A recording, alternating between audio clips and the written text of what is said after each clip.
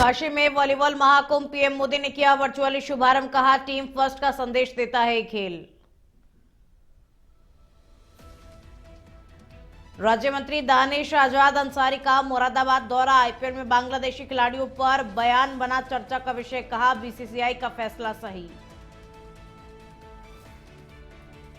मुरादाबाद में कलयुगी बेटे ने की मां की हत्या। जमीन के लालच में की हत्या। मां पर जमीन बेचने का दबाव बना रहा था आरोपी। महोबा जेल में कैदियों के बीच बाथरूम में खूनी झड़प। कैदी और गैंगस्टर के बीच में हुई झड़प। गैंगस्टर को किया लहूलुहान, जिला अस्पताल में भर्ती। नमस्कार, आप देख रहे हैं इंडिया अहेड में हूं आपके साथ में खुशबू सिंह। तो चलिए बुलेटिन की शुरुआत बड़ी खबर के साथ में करेंगे। वाराणसी के सिगरा स्थित डॉक्टर संपूर्णानंद स्पोर्ट्स स्टेडियम में आज मुख्यमंत्री योगी की मौजूदगी में प्रधानमंत्री नरेंद्र मोदी ने नेशनल वॉलीबॉल चैंपियनशिप का वर्चुअल रूप से उद्घाटन किया। इस आयोजन में जब पीएम नरेंद्र मोदी वर्चुअल रूप से जुड़े तो पूरा स्टेडियम हर हर महादेव के नारे से गूंज उठा। वहीं पीएम मोदी ने नमः पार्वती पते हर हर महादेव के जय घोष के साथ स्टेडियम में मौजूद खिलाड़ियों, उनके कोच और कार्यकर्ताओं का अभिवादन किया। इस अवसर पर पीएम नरेंद्र मोदी ने वर्चुअल रूप से खिलाड़ियों को संबोधित भी किया। उन्होंने वॉलीबॉल खिलाड़ियों से कहा कि एक कहावत है कि बनारस के जानल चाहत हौथा बनारस आवे के पड़ी। अब आप सभी बनारस आ गए हैं तो बनारस को जान भी जाएंगे। देश के 28 राज्यों की टीमें यहां जुटी हुई हैं। आप सभी एक भारत श्रेष्ठ भारत की बहुत सुंदर तस्वीर पेश कर रहे हैं और मुझे विश्वास है कि नेशनल वॉलीबॉल चैंपियनशिप में बनारस का जोश हाई रहेगा। इससे पहले सीएम योगी ने कहा कि पिछले 11 सालों में सबने एक नए भारत को देखा है, भारत को बदलते हुए देखा है और देश में एक नई खेल संस्कृति को पनपते हुए देखा है। 2014 में पीएम मोदी ने खेलो इंडिया की शुरुआत की और अब खेल समय की बर्बादी नहीं बल्कि जीवन का सर्वांगीण विकास का अभिन्न हिस्सा है। विभिन्न प्रतियोगिताओं के माध्यम से गांव से लेकर शहर तक खेलों को बढ़ावा दिया जा रहा है। वॉलीबॉल चैंपियनशिप में देश भर के 58 टीमें हिस्सा ले रही हैं। उद्घाटन से पहले खिलाड़ियों ने सिगरा स्टेडियम में मार्च पास्ट किया, जहां से अच्छा की देशभक्ति धुन गूंजती रही। दरअसल यूपी को 43 साल बाद नेशनल वॉलीबॉल चैंपियनशिप की मेजबानी मिली है और इससे पहले 1984 में इसका आयोजन हुआ था।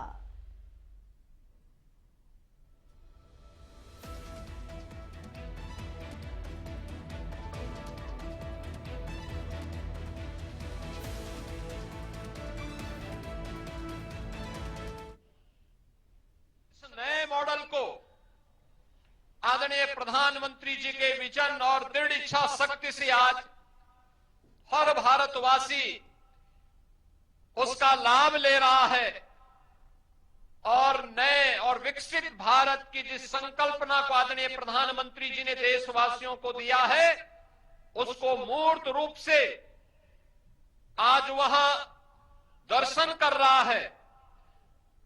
वेलफेयर की स्कीम के साथ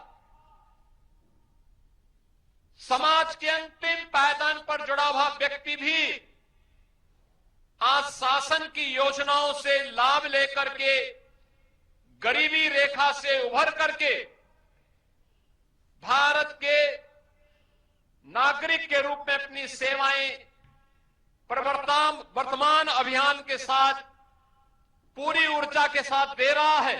आपने जो मेहनत की है, आने वाले दिनों में काशी के मैदान पर उसकी परीक्षा होगी। वैसे मुझे बताया गया है कि देश के 28 राज्यों की टीमें यहां जुटी है, यानी आप सब एक भारत श्रेष्ठ भारत की बहुत सुंदर तस्वीर भी प्रस्तुत कर रहे हैं। मैं चैंपियनशिप में हिस्सा ले रहे सभी खिलाड़ियों को बहुत बहुत शुभकामनाएं देता हूं। साथियों, हमारे यहां बनारसी में कहा जाता है, बनारस के जानल चाहत होव तब प्रदेश के अल्पसंख्यक कल्याण राज्य मंत्री दानिश आजाद अंसारी मुरादाबाद दौरे पर रहे, जहां उन्होंने योगी सरकार की जनहितकारी योजनाओं की समीक्षा की और कंबल वितरण कार्यक्रम के जरिए आर्थिक रूप से कमजोर लोगों से सीधा संवाद किया। इस दौरान मीडिया से बातचीत में उन्होंने सरकार की उपलब्धियां गिनाई और खेल जगत से जुड़े मुद्दों पर भी बयान दिया। आईपीएल में बांग्लादेशी खिलाड़ियों को लेकर बीसीसीआई के फैसले पर पूछे गए सवाल के जवाब में दानिश अंसारी ने कहा कि बीसीसीआई ने जो भी निर्णय लिया है वो बिल्कुल सही है। उनके इस बयान को लेकर राजनीतिक गलियारों में चर्चा तेज हो गई है और वहीं उन्होंने भाजपा अल्पसंख्यक मोर्चा की सक्रियता की सराहना करते हुए कहा कि मोदी योगी सरकार की प्राथमिकता अंत्योदय है और बिना किसी भेदभाव के समाज के हर गरीब तक योजनाओं का लाभ पहुंचाया जा रहा है। आज हम आए जनपद मुरादाबाद में और मोदी और योगी सरकार की जो प्राथमिकता है कि जन जन की सेवा करना, गरीबों का उत्थान करना, उस नियत के साथ कंबल वितरण के कार्यक्रम में यहाँ शामिल होने में आए हैं, जहाँ पे जो ऐसे लोग जो आर्थिक रूप से कमजोर हैं उनको ठंड से बचने के लिए कंबल वितरण का कार्यक्रम सभापति साहब ने रखा था। हम उस कार्यक्रम में शिरकत की। हमारे साथ भारतीय जनता पार्टी अल्पसंख्यक मोर्चा के प्रदेश के अध्यक्ष बासित अली जी और तमाम भाजपा अल्पसंख्यक मोर्चे के कार्यकर्ता यहाँ मौजूद हैं। यकीनी तौर पे जो हमारी सरकार की मंशा है ग्राउंड लेवल पे। और अब खबर मुरादाबाद के पाकबड़ा थाना क्षेत्र के उमरी गांव से है, जहां जमीन के लालच में एक कलयुगी बेटे द्वारा अपनी मां की हत्या का सनसनीखेज मामला सामने आया है। आरोपी कपिल अपनी मां सावित्री पर 7 बीघा जमीन बेचने का दबाव बना रहा था। मां के इनकार करने पर नशे में धुत कपिल ने डंडे से पीट कर अपनी ही मां की बेरहमी से हत्या कर दी। वारदात के समय घर में कोई और मौजूद नहीं था। हैरान कर देने वाली बात तो यह है कि हत्या के बाद आरोपी रात भर अपनी मां के शव के पास में बैठा रहा और सुबह इसे दुर्घटना बताने की कोशिश की। पुलिस ने आरोपी बेटे को गिरफ्तार कर लिया है और शव को पोस्टमार्टम के लिए भेज दिया है। उसकी जो माँ है उसकी हत्या कर दी है, यानी कि जो बहनोई है उस बहनोई ने अपने माँ की हत्या की। इस सूचना पर तत्काल पुलिस वहाँ मौके पर गई। ये उमरी गांव का प्रकरण है और वहाँ पे जाके डेड बॉडी को देखा गया और वहाँ पे ये बताया गया कि ये छत से गिर गई है, लेकिन जब उनको देखा गया ढंग से और हमारी फॉरेंसिक टीम मौके पे गई तो देखने से प्रतीत हो रहा था कि कहीं ना कहीं से एक्सटर्नल इंजरीज हैं और इनके। अब खबर महोबा से है, जहां उप कारागार में जेल के बाथरूम में गैंगस्टर और जानलेवा हमलावर के बीच में खूनी झड़प हुई। 2023 से निरुद्ध कैदी हरिओम तिवारी ने गैंगस्टर एक्ट में उप कारागार में बंद गैंगस्टर कमलेश पर हमला कर उसे गंभीर रूप से घायल कर दिया। कमलेश जो 2021 से जेल में है, उसके जबड़े पर हरिओम ने दांत से काटा, जिससे वो लहूलुहान हो गया। उसे जिला अस्पताल में भर्ती कराया गया। जेल प्रशासन के अनुसार विवाद नहाने को लेकर के शुरू हुआ था, लेकिन कैदियों के बीच वर्चस्व के इस घमासान ने गंभीर रूप ले लिया। मामले की जांच जारी है और जेल प्रशासन सुरक्षा व्यवस्था सुधारने पर विचार कर रहा है।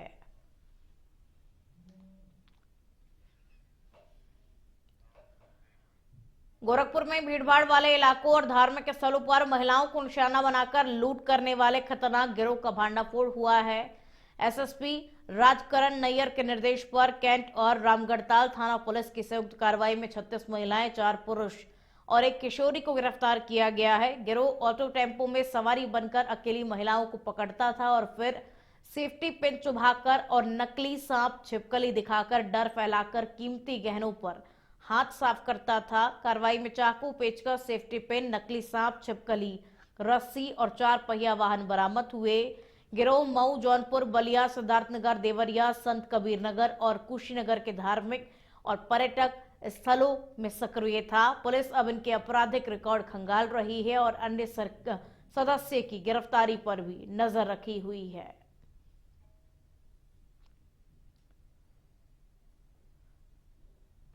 नौ वर्ष पर सर्किल कैंट में थाना रामगढ़ताल और थाना कैंट पर चूँकि ज़्यादा भीड़ भाड़ रहती है, उसी को देखते हुए पर्याप्त पुलिस बल तैनात किया गया था। चलिए मुखबिर सूचना मिली कि कुछ लूट और टप्पेबाजी करने वाले गैंग इस क्षेत्र में आए हुए हैं। इस सूचना पर भरोसा करते हुए कैंट पुलिस और थाना रामगढ़ पुलिस द्वारा सर्च किया गया तो थाना रामगढ़ताल पर कुल 34 और थाना कैंट पर कुल 7 लोग इस गैंग के गिरफ्तार किए गए। नए वर्ष के शुभ अवसर पे गोरखपुर के धार्मिक एवं मंदिरों में भीड़ भाड़ लगने वाले औरतों के साथ छिनैती करने वाली एक ऐसी गिरोह का जो इसमें महिलाएं लगभग ज्यादा की संख्या में रहती थीं, गोरखपुर की रामगढ़ताल और कैंट पुलिस ने संयुक्त कार्रवाई में गिरफ्तार करके जेल भेज दिया। इंडिया अहेड के लिए गोरखपुर से कृष्णा चतुर्वेदी की रिपोर्ट। 9 वर्ष पर। और अब खबर हमीरपुर के सरेला से है, जहां कड़ाके की ठंड के चलते लगभग 275 जरूरतमंदों को कंबल वितरित किए गए। कार्यक्रम के मुख्य अतिथि विधायक मनीषा अनुरागी ने जरूरतमंदों को कंबल वितरित किए। जिला पंचायत अध्यक्ष जयंती राजपूत और भाजपा जिला अध्यक्ष शकुंतला निषाद ने भी कंबल वितरण में भाग लिया। नगर और आसपास के गांवों से सैकड़ों बुजुर्ग इस कार्यक्रम में शामिल हुए और कंबल पाकर खुशी से खिल उठे। स्वास्थ्य विभाग ने काउंटर लगाकर आवश्यक दवाएं भी वितरित की। इस अवसर पर एडीएम वित्त एवं राजस्व विजय शंकर तिवारी, एसडीएम बलराम गुप्ता और तहसीलदार राम मोहन कुशवाहा भी मौजूद रहे।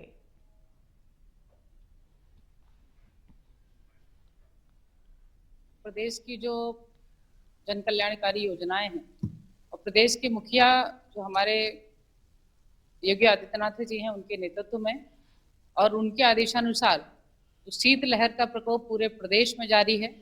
उसी क्रम में चूंकि जिले में भी पिछले कुछ दिनों से ठंड काफी पड़ रही है और उसी के क्रम में आज इस तहसील में कंबल का वितरण किया गया और लगभग 275 के आसपास हम लोगों ने आज यहाँ से जो ऐसे पात्र लोग हैं जो अपनी संसाधन अपनी सुविधाओं से उन चीजों को नहीं गोरखपुर के न्यू सदर मार्केट में एक बाइक चोरी की वारदात सामने आई। जीआईसी स्कूल के सामने खड़ी व्यापारी की बाइक चोरों ने चोरी कर ली। सीसीटीवी फुटेज में 2 चोर बाइक ले जाते हुए दिखाई दे रहे हैं।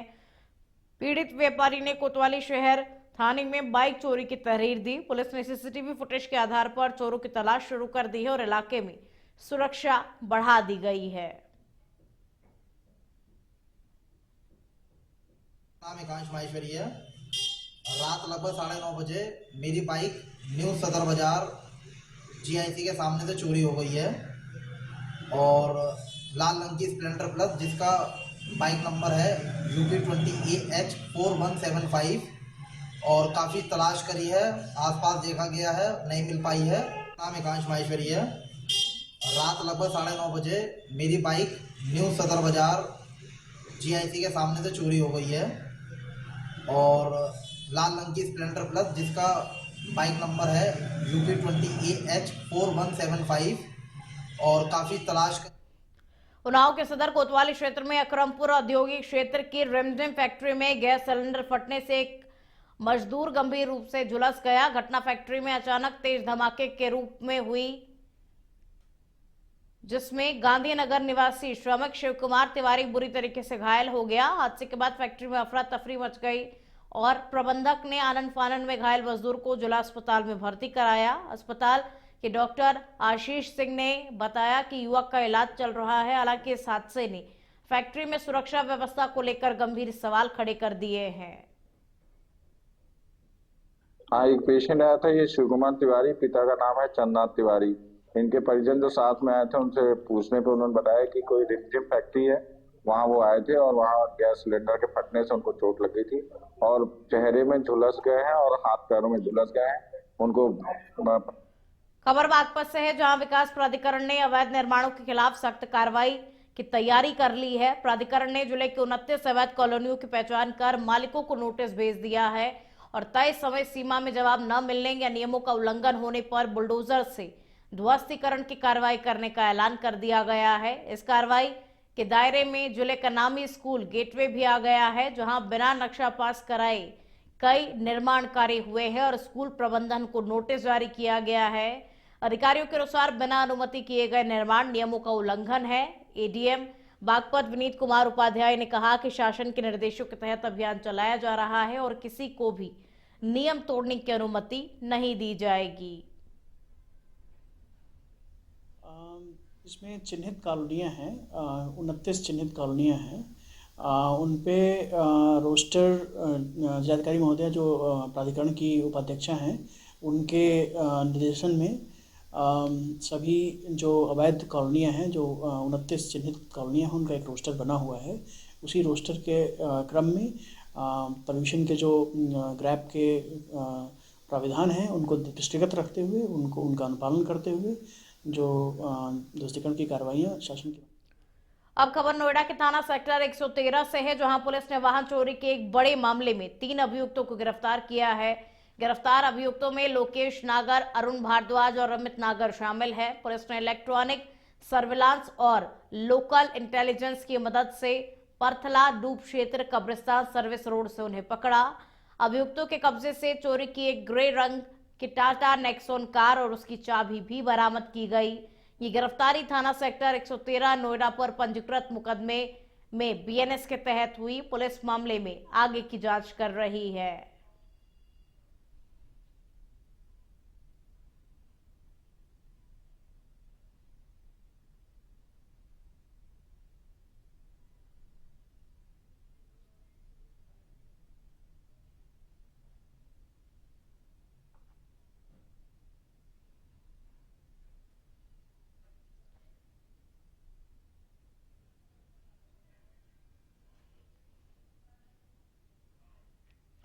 हापुड़ के गढ़ टोल प्लाजा पर तैनात कर्मचारियों का कारनामा सामने आया है, जहां खाली गाड़ी को ओवरलोड बताकर चालक से टोल टैक्स काट लिया। गाड़ी चालक ने कर्मचारियों की यह मनमानी नहीं सही और टोल प्लाजा पर जमकर के हंगामा किया। घटना का वीडियो चालक ने बनाकर सोशल मीडिया पर वायरल कर दिया, जिसमें कर्मचारियों के कारनामे साफ दिखाई दे रहे हैं। यह मामला गढ़ कोतवाली क्षेत्र स्थित गढ़ टोल प्लाजा का बताया जा रहा है और अब प्रशासन की जांच की संभावना जताई जा रही है।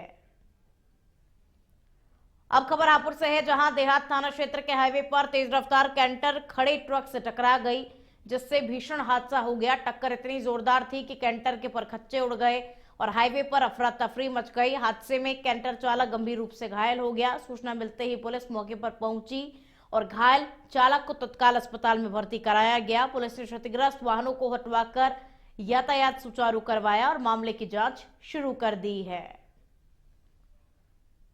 कुशीनगर में भाजपा के पिछड़ा मोर्चा के महामंत्री सुशील शर्मा को फोन पर जान से मारने की धमकी और गालियां देने का मामला सामने आया है, जिसके बाद भाजपा नेता ने पुलिस में शिकायत दर्ज कराई।